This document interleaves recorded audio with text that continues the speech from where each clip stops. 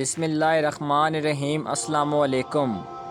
ایک نوجوان نے کسی بزرگ سے پوچھا کہ اللہ تعالیٰ اپنے نافرمان بندوں سے اپنی نعمتیں چھین لیتا ہے، لیکن میں نے دیکھا سب کے پاس پہننے اوڑھنے کو، کھانے پینے کے لیے سب کچھ موجود ہوتا ہے۔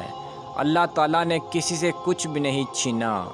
بزرگ مسکرائے اور پوچھا، کیا تمہاری نماز میں خشوع خضوع ہے؟ نوجوان بولا، نہیں۔ کیا قرآن کی تلاوت کرتے وقت لذت محسوس ہوتی ہے؟ نوجوان بولا، نہیں۔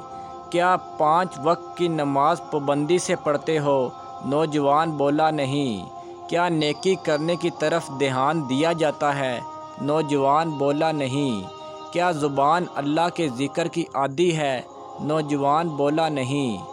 تب بزرگ نے جواب دیا، یہی اللہ کی وہ نعمتیں ہیں جنہیں وہ اپنے نافرمانوں سے چھین لیتا ہے۔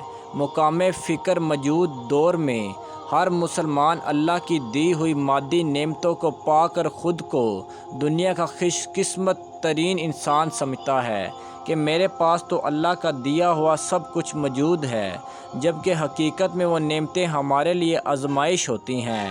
اصل نام تو وہی ہے جو ہمیں اللہ کے قریب لے جائے اور اس کا عبادت گزار اور شکر گزار بندہ بنا دے۔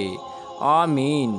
اگر آپ کو میری کہانیاں اچھی لگتی ہیں تو مجھے ضرور اپنی رائے سے آگاہ کیجیے گا اور میرے چینل کو سبسکرائب کیجیے گا۔ اللہ پاک آپ سب کو سلامت اور خوش رکھے۔ خدا حافظ۔